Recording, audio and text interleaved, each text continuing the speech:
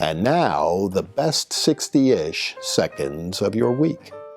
Summer is now officially here, and so is the conviction, actually the guilty plea, of Hunter Biden. But all Americans are asking, or should be asking, if the same set of circumstances had happened to them, their neighbor, their family one, if they would be able to avoid going to jail. This is, again, another example of the double standard of American justice these days, and no wonder.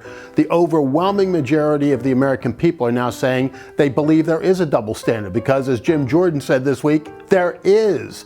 And it's sad and it's difficult to comprehend how the criminal justice system is weaponized and brought against Republicans and conservatives when the other side appears to dance scot-free. And as we're taping this on Thursday, there is before the United States Congress evidence from whistleblowers that the Justice Department withheld information from the Internal Revenue Service, which would have made the charges against Hunter Biden much more severe, and they held those as a means of delaying the process and avoiding the statute of limitations.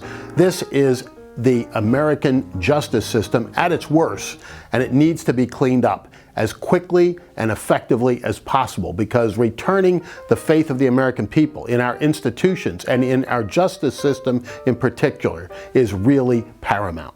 And on perhaps a lighter note, Karine Jean-Pierre, the press secretary of the Biden administration who can't say good morning without reading it off of her little script, this week told the American people that she is, quote unquote, an historic figure. Imagine that, the press secretary, an historic figure. She's the 35th such one in the United States history, and believe me, press secretaries aren't historic figures. Their bosses are, perhaps, but Jean-Pierre once again gets it all wrong after butchering the English language leading up to her little announcement.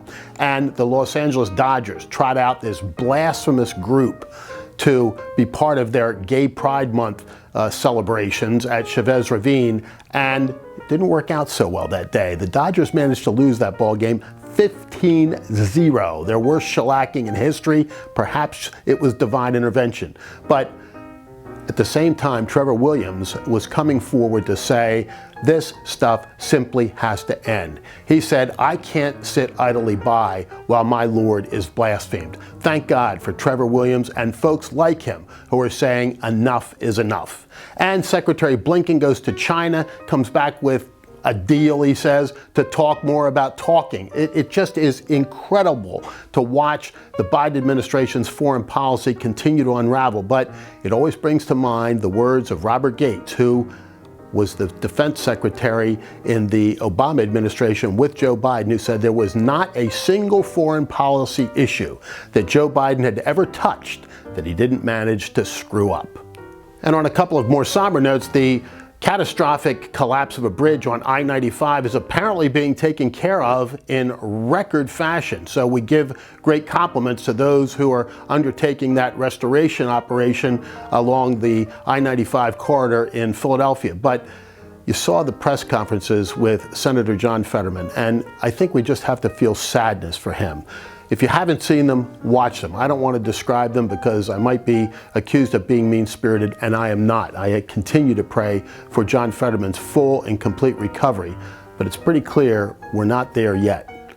And it's summer reading time, and we give you the first of several because in 3 or 4 weeks I'll come back with the second half of the summer reading list, books that you can take, as we would say in Philly, down the shore or up the mountains and enjoy a little summer reading. And we lead off, since we've been talking about corruption, the Biden family corruption in particular in America, with Zephyr Teachout's Corruption in America. This is not written from a conservative perspective at all, but Professor Teachout from Fordham University lays out corruption throughout the history of the United States. Unfortunately, it was written before a lot of the stuff that's going on with the Bidens. And one that I've mentioned before, founding rivals, the Madison versus Monroe race in the first congressional elections under the United States Constitution. 2 future presidents running against each other.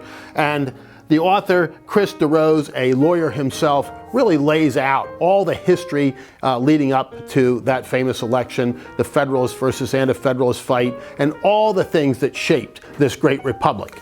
And The Crucifixion of the King of Glory, an amazing story and sublime mystery of the Passion by Eugenia Constantino, a person of the Orthodox tradition of Christianity, but this book is great for Catholics, for Protestants, and for Jews as well, because it really lays out the entire history of the crucifixion of our Lord and all that surrounded that event which changed the course of human history.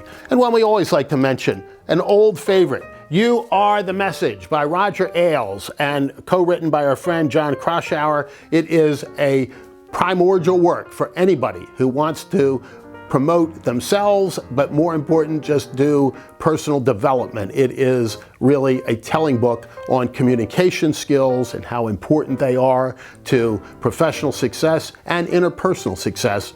Always worth a read. And I Heard God Laugh by Matthew Kelly. Written from the Catholic perspective, Matthew Kelly's books are given to the folks in my parish each year at Christmas. This was last year's Christmas gift, but it's not a daily devotional as some of the ones that he's written more recently, but really a practical guide to life's essential daily habits and a closer walk with our Lord. Well worth reading. And finally, Lincoln at Peoria, The Turning Point by Louis Lehrman, a famous Pennsylvanian, founder of the Rite Aid Corporation, and a candidate for governor of New York once upon a time, who nearly beat Mario Cuomo for the Empire State's governorship. It is a great read. Louis Lehrman, in addition to being a phenomenal businessman, is a serious historian with one of the largest collections in private hands of political memorabilia and historic documents relating especially to the Lincoln period, and he endows the Lincoln Prize at Gettysburg College, his alma mater. Again, a great read for this summer. And as I promised, we'll be back with some more later in the summer, but for now, that is the best 60-ish seconds of your week.